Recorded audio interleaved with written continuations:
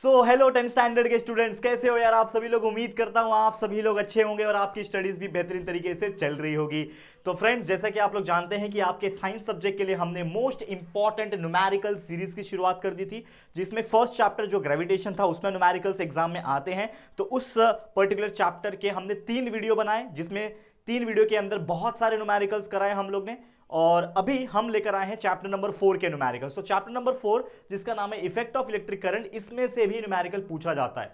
अब आप सोच रहे हो कि सर आपने चैप्टर नंबर 1 सीखा, ग्रेविटेशन के न्यूमेरिकल सीखे और सीधा चैप्टर नंबर 4 पे आ गए, बीच के 2 या 3 चैप्टर जो है चैप्टर नंबर 2 चैप्टर नंबर 3 उसके न्यूमेरिकल्स क्यों नहीं है। तो मैं आपको क्लियर कट बता देता हूं फिर से कि यार चैप्टर नंबर 2 और चैप्टर नंबर 3 में से कोई न्यूमेरिकल्स नहीं पूछता। अगर पूछेगा तो चैप्टर नंबर 2 में ये पूछ सकता है कि आपका जो पीरियोडिक क्लासिफिकेशंस के बेस पे जो कुछ कॉन्सेप्ट है वो आ सकते हैं। इसके अलावा चैप्टर नंबर 3 में जो केमिकल रिएक्शंस वाला पार्ट था उसमें आपने देखा होगा कि किस तरीके से केमिकल इक्वेशन को बैलेंस करना है, वो आ सकता है। अदरवाइज कोई न्यूमेरिकल्स नहीं पूछता है। प्रॉपर जो फिजिक्स वाले न्यूमेरिकल है वो chapter number 1, chapter number 4, chapter number 6, chapter number 7 और चैप्टर नंबर 10 में से ही पूछने के चांसेस होते हैं। और आपको पता है कि आपके पूरे बोर्ड एग्जाम में साइंस 1 के पेपर में मात्र 1 या फिर 2 ही न्यूमेरिकल्स आते हैं, लेकिन ये न्यूमेरिकल्स बहुत काम के होते हैं। तो आपको जो सीरीज दे रहा हूं जिसमें लगभग 2 ही 3 ही एग्जांपल्स होते हैं, लेकिन बहुत इफेक्टिव होते हैं। तो ऑलरेडी एक वीडियो मैंने बना दिया था, आज दूसरा वीडियो लेकर आया हूं।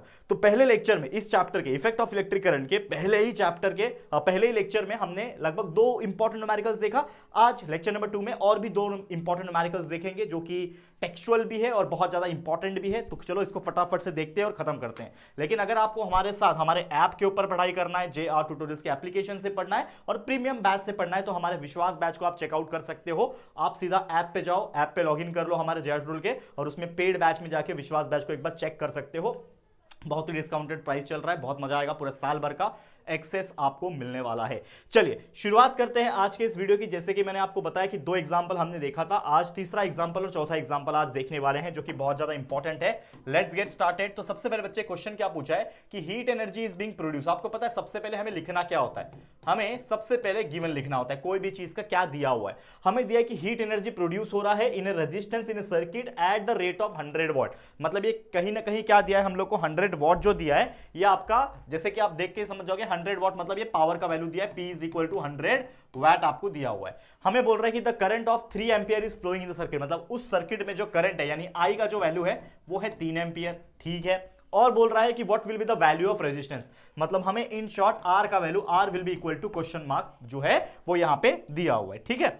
तो अगर आपने इस चैप्टर के हमारे लेक्चर वीडियोस देखे होंगे तो हमने शुरुआत में ही लेक्चर्स में ही, ये तो न्यूमेरिकल के वीडियो है ये अलग है, लेकिन प्रॉपर हर एक सब्जेक्ट का 10 स्टैंडर्ड का science 1 science 2 maths 1 maths 2 history geography political science सारे चैप्टर्स को हमने डिटेल में लेक्चर बाय लेक्चर के वीडियोस के फॉर्म में पढ़ा रखा है। तो पहले आप लेक्चर्स जरूर देखना, 1.5 की स्पीड पे लगा के देख सकते हो, जिससे कम समय में आपके सारे चैप्टर्स के अंडरस्टैंडिंग हो जाएंगे। तो हमने जब ये चैप्टर पढ़ाया था लेक्चर वीडियोस अगर आपने देखा होगा तो हमने एक फॉर्मूला पढ़ा था दोस्तों, दैट इज किसका फॉर्मूला पढ़ा था, पावर का फॉर्मूला पढ़ा था, जो कि था power is equal to I square multiply by R, ठीक है।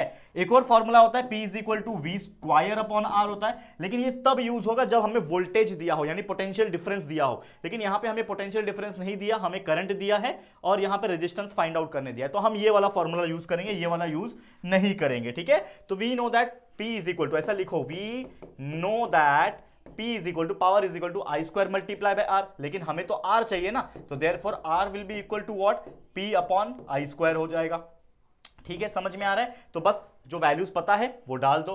तो देयरफॉर R विल बी यानी resistance will be equal to power का वैल्यू है 100 वॉट डिवाइड बाय I का वैल्यू है 3 और इसका हमें करना है स्क्वायर, I का स्क्वायर यानी 3 का स्क्वायर हो जाएगा। तो therefore R is equal to 100 divide by 3 का स्क्वायर होता है 9, 100 डिवाइड बाय 9 कर दो, आपका वैल्यू जो है रेजिस्टेंस का आ जाएगा। तो फटाफट को 100 को क्या करो 9 से डिवाइड करो, तो हम साइड में कहीं पे डिवाइड कर लेते हैं, 100 को 9 से डिवाइड करो, आपको पता है 9 9 से होता है 81, या फिर सिंपली 9 1 जा 9 करो ना यार, 9 1 जा 9 क्या 1 बचा, ये 0 उधर पे कैरी फॉरवर्ड हो जाएगा और 9 1 जा 9 अगेन माइनस करेंगे 1 बचा, पॉइंट डाल दो 0 हो जाएगा, फिर से 9 1 जा 9 हो जाएगा, माइनस करूंगा 1 बचा, पॉइंट डाला हुआ है 0 हो जाएगा, 9 1 जा फिर से 9 हो जाएगा और ये सिलसिला जो है वो चलता रहेगा। तो हमारा जो आंसर आएगा वो आएगा 11.2 11 यानी 11.111 और ये आता ही रहेगा। और रेजिस्टेंस का जो यूनिट होता है वो होता है ओहम। तो this will be your final answer. यानी हमें जो क्वेश्चन पूछा था कि दैट इफ द पावर या फिर जो हीट एनर्जी का जो वैल्यू है पावर के फॉर्म में, जो कि 100 वॉट दिया हुआ था, करंट सप्लाई हो रहा है 3 एम्पियर का, तो what will be the resistance in that circuit, तो कितना है 11.11 ओहम का जो रेजिस्टेंस है वो फ्लो हो रहा है। तो इस तरीके से ये क्वेश्चन को आप देख सकते हो कितना आसानी से हमने सॉल्व करके जो है बच्चा दिखा दिया है। ठीक है, क्लियर है, समझ में आ गया, यहां तक क्लियर है? ओके, अब बढ़ जाते हैं एक और क्वेश्चन जो कि मुझे आज कराना था। जैसे मैंने बोला कि हमारा जो न्यूमेरिकल का इंपॉर्टेंट सीरीज चल रहा है, इसमें ऐसे न्यूमेरिकल जो इंपॉर्टेंट है, टेक्सचुअल भी और रिपीटेड ऐसे ही करा रहे। तो एक और न्यूमेरिकल जो मुझे काफी ज्यादा इंपॉर्टेंट लगता है, एग्जाम में पूछने के चांसेस हो जाते हैं, जो कि ये है कि एक इलेक्ट्रिक आयरन है कितने का? 1100 वाट का। मतलब आपको पता है आपके घर में स्त्री होती है प्रेस करने वाली, जिससे कपड़े हम सीधी करते हैं। बहुत सारे घर में हम बाहर वाले स्त्री वाले आते हैं, कपड़े लेके जाते हैं, मेरे घर में भी बाहर वाले लेके जाते हैं। लेकिन कभी ऐसा होता है कि मुझे इमरजेंसी में कुछ कपड़े पहनने होते हैं, तो मेरे घर पे भी स्त्री है, तो मैं क्या करता हूँ, खुद से निकाल के उसको वायर लगाता हूँ और स्त्री करता हूँ। तो मान लो कि किसी का घर है और उस घर में कम से कम 2 घंटा जो है वो स्त्री किया जाता है, और वो स्त्री यानी जो आयरन है जिससे कपड़े प्रेस होते हैं, उसका जो पावर कंजम्पशन है वो है 1100 वॉट का, 1100 वॉट का है, 2 घंटा हर दिन यूज हो रहा है। क्वेश्चन पूछा है what will be the electrical consumption, क्योंकि आपको पता है हर दिन प्रेस यूज करना मतलब लाइट बिल तो आएगा, तो इलेक्ट्रिसिटी कितना कंज्यूम हो रहा है, तो what will be the electrical consumption expenses for that month in the month of April, यानी अप्रैल के महीने में कितना यूज हो रहा है। और वो जो कंपनी है, जैसे आपको पता है कि कोई भी इलेक्ट्रिसिटी घर में जब आता है तो वो किसी न किसी कंपनी सप्लाई करती है। जैसे बहुत सारे जगह पे रिलायंस का इलेक्ट्रिसिटी आता है, कहीं पे अडानी का आता है, बहुत सारे जगह पे एमएससीबी का आता है, ठीक है ना, जो बहुत सारे महावितरण का जिसको हम बोलते हैं, तो महाराष्ट्र में मोस्टली महावितरण का आता है। तो बहुत सारे अलग अलग फैक्टर्स हो सकते हैं। तो जो भी एक्सवाइजेड कंपनी रहेगी, मैंने जस्ट एग्जांपल दिया, तो समझ लो कि जो भी कंपनी है वो 5 रुपया पर यूनिट, यानी 1 यूनिट का 5 रुपीज जो है वो चार्ज करती है, और नॉर्मल रेट इतना ही लगभग चलता है। तो सबसे पहले जो चीज दिया है हम लिखेंगे, हमें पता है इलेक्ट्रिक आयरन का जो पावर कंजम्पशन है वो हमें दिया है। सबसे पहले हम क्या लिखेंगे बच्चा? गिवन लिखेंगे। लिखो यहां पे गिवन कितना है, यहां पे पावर इलेक्ट्रिकल आयरन का जो पावर है 1100 वॉट है, is operated for 2 hours daily. मतलब यहां पे हमें एक टाइम दिया है, कितना घंटा चल रहा है? 2 घंटा चल रहा है। और आपको पता है कि हम जो टाइम होता है, पावर जब भी दिया होता है और टाइम जो होता है वो हमेशा सेकंड्स में मेजर करते हैं। तो 2 आवर को अगर सेकंड्स में कन्वर्ट करूं तो 2 मल्टीप्लाई बाय 60 मिनट और मल्टीप्लाई बाय 60 सेकंड। तो अगर मैं इसको सॉल्व कर लूंगा, 6 6 36 मल्टीप्लाई बाय 2 इज 72 और 20 7200 सेकेंड्स, ये क्या आ जाएगा? टाइम का वैल्यू आ जाएगा। अब यहां पे बोल रहा है कि what will be the electrical consumption, यानी इलेक्ट्रिसिटी निकालना है, मतलब इलेक्ट्रिकल एनर्जी निकालना है। तो आपको पता ही है एनर्जी निकालने का जो फॉर्मूला है, एनर्जी निकालने का जो फॉर्मूला है वो क्या था? हमने पहले ही पढ़ रखा है, पावर मल्टीप्लाई बाय टाइम। जब भी पावर पता हो कितना पावर लग रहा है और कितने समय के लिए लग रहा है, that is nothing but your the value of electricity. और energy, electricity is nothing but the energy ना, तो power we know that is the 1100 watt. ठीक है, 1100 वॉट का पावर लग रहा है, यहां पे आप देख पा रहे हो। ठीक है, 1100 वॉट का पावर है, 7200 सेकेंड्स टाइम लग रहा है। मल्टीप्लाई कर दो, आपको वैल्यू कुछ तो मिलेगा। चलो फटाफट से 72 को 11 से मल्टीप्लाई करता हूं। 72 मल्टीप्लाई बाय 11 कर लो सबसे पहले। 72 को 11 से मल्टीप्लाई कर दो। 1 2 2 1 7 7 0 1 2 2 1 7 7 2 7 2 9 7 792 आया। तो इसको मल्टीप्लाई करके कितना आ रहा है? 792 और इसका 2 0 और इसका 2 0 आ गया।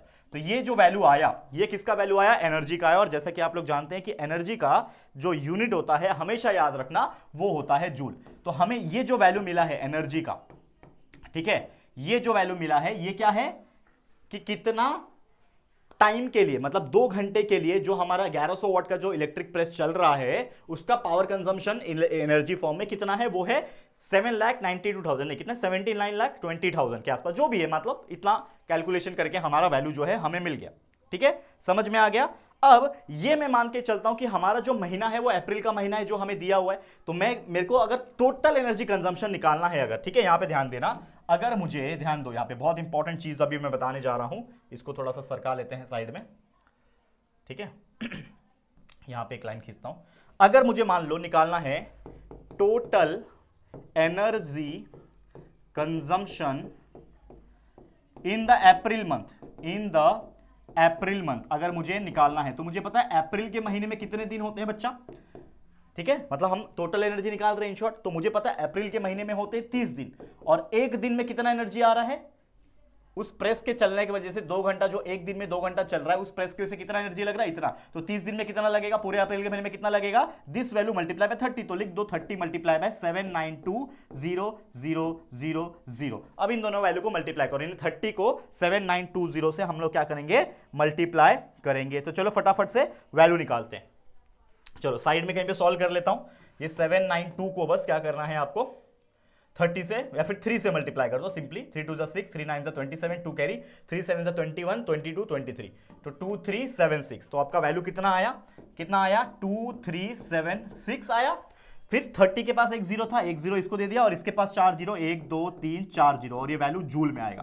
तो ये जो वैल्यू आया 23760000, this value is nothing but the total energy consumption in the month of April. लेकिन हमें निकालना क्या है कि भाई जो इलेक्ट्रिकल कंपनी है वो 5 रुपया पर यूनिट का चार्ज करती है, तो हमें ये तो पता लगाना पड़ेगा ना कि एक यूनिट जो है उसका वैल्यू क्या है। तो हमें नंबर ऑफ यूनिट्स निकालने पड़ेंगे, और आपको पता ही है कि नंबर ऑफ यूनिट्स कितना कंज्यूम हुआ रहेगा, उसके लिए फॉर्मूला हो जाएगा number of units consumed will be equal to what, total energy upon the energy in one day. ठीक है ना, जो हमने एक दिन में एनर्जी खर्चा किया है उसको हम लोग क्या करेंगे, डिवाइड करेंगे। ठीक है, समझ में आ रहा है, क्लियर है बच्चा? बहुत सिंपल सा फंडा है, इसमें कुछ ऐसा मतलब बोलते हैं ना रॉकेट साइंस, ऐसा कुछ है नहीं इसमें।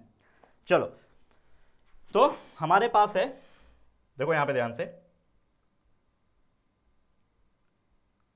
हाँ यहां पे देखो, ये जो 7,92,000 जूल है, हमको एक चीज पहले से ही पता है कि एक यूनिट में 3.6 इंटू 10⁻⁶ जूल होता है। वी नो दैट, ठीक है ना, वी नो दैट। यहां पे लिखो, इसके पहले एक वर्ड और लिखो, यहां पे रुको एक मिनट, एक वर्ड और लिखो। वी नो दैट कि एक यूनिट जो होता है, जो हमने पहले भी पढ़ रखा है कि एक यूनिट में कितना होता है energy, 1 unit is equal to, याद रखना ये देखो यहां पे लिखा नहीं है, भले ही यहां पे लिखा नहीं है, लेकिन हमने जब ये चैप्टर पढ़ा है बच्चा, अगर आपको याद होगा ये चैप्टर जो हमने पढ़ा है उसका वैल्यू हम लोग को पता है कि 3.6 इंटू 10⁻⁶ जूल होता है। ठीक है,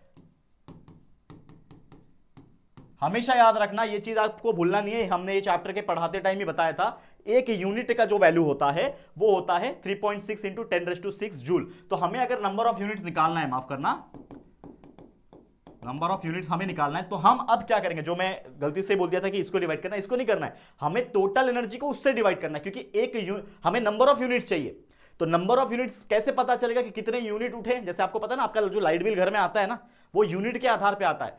हर महीने के एंड में या फिर महीने के खत्म होने के बाद एक कैमरामैन आता है और आपके घर के बाहर मीटर लगा होता है, वो मीटर का फोटो खींच के जाता है, जिससे पता चलता है कि पूरे महीने में 30 दिन में 31 दिन, जो भी महीने का जितने दिन का महीना होता है, उस महीने में कितना यूनिट उठा है मतलब कितना यूनिट्स आया है। तो मान लो 500 यूनिट आया है और एक यूनिट का जो प्राइस है 5 रुपया है, तो 500 मल्टीप्लाई बाय 5 हो जाएगा 2500 रुपया, यानी आपका लाइट बिल घर में आएगा 2500 रुपया। तो जितना यूनिट्स बढ़ेगा उतना आपका प्राइस होगा, मतलब लाइट बिल का आएगा। तो हमें इन शॉर्ट क्या निकालना है, नंबर ऑफ यूनिट्स निकालना है। तो नंबर ऑफ यूनिट्स के लिए हमारा फॉर्मूला हो जाएगा कि आपका जो वैल्यू है, किस चीज का वैल्यू है, 3.6 इंटू 10⁻⁶, और डिवाइड बाई आपका जो वैल्यू है किसका, that is nothing but the total energy का वैल्यू है, उसको डिवाइड हमें करना पड़ेगा। समझ में आ रहा है? तो चलो करके देख लेते हैं भाई, क्या है total energy, 2376 1 2 3 4 5 0 divide by 3.6 into 10⁻⁶। ठीक है, अब इसको कैसे सॉल्व करोगे, इसको हम लिखते हैं 2376 1 2 3 4 5 0, नीचे डिवाइड बाय, ये 3.6 है, मल्टीप्लाई बाय 10⁻⁶ का मतलब क्या होता है, 1 के आगे 1 2 3 4 5 6 0 लिखना। ठीक है, तो सीधा सीधा ये 5 0 और इसके पास जो 5 0 है वो कट हो गया। ठीक है, क्या बच रहा है हमारे पास, 2376 बच रहा है, नीचे 3.6 मल्टीप्लाई बाय 10 36 बचेगा। इन दोनों को डिवाइड कर लो फटाफट से, 2376 को 36 से डिवाइड करो, आपको एक वैल्यू मिलेगा। तो हमें जो वैल्यू मिलेगा मैं फटाफट से डिवाइड करके दिखाता हूं आप लोग को। चलो फास्ट, आप लोग भी साइड में डिवाइड करो, दैट इज 2376 को डिवाइड करना है किसके साथ, 36 के साथ। तो आपको एक वैल्यू मिला दोस्तों, और वो वैल्यू है 66। कितना है, 66 आ गया। तो हमें इन शॉर्ट क्या पता चला कि 66 यूनिट्स जो है वो अप्रैल के महीने में आता है। ओके, अब यहां पे जो क्वेश्चन पूछा है, कहां गया, what will be the electrical consumption expense पूछा है। तो electrical consumption expense consumption expense will be equal to what, हमें पता है 1 यूनिट का 5 रुपया है, दिया हुआ है देखो 5 रुपया, कितना यूनिट आ रहा है 66, 66 मल्टीप्लाई पे 5 करो, 6 5 जा 30, 3 कैरी 5 6 जा 30 plus 3 333 rupees.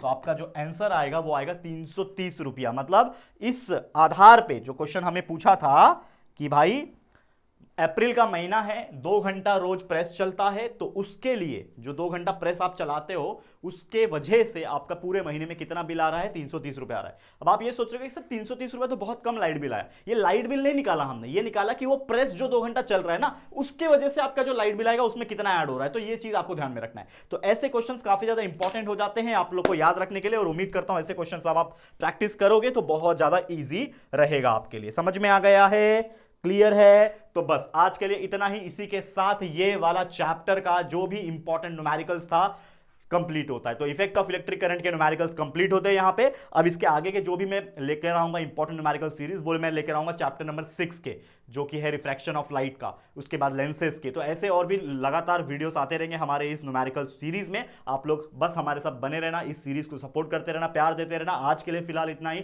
Thank you so much. Video पसंद आए, मेहनत पसंद आ रही है तो प्लीज दिल से वीडियो को लाइक कर देना है, शेयर करना है अपने सभी दोस्तों के साथ। और अगर पहली बार आए हो चैनल पर, अभी तक चैनल को सब्सक्राइब नहीं किया है, तो फटाफट से चैनल को सब्सक्राइब करके बेल आइकन को प्रेस कर देना। ठीक है दोस्तों, चलो फिर जल्दी मिलेंगे एक और न्यू वीडियो में। तब तक के लिए thank you and good bye.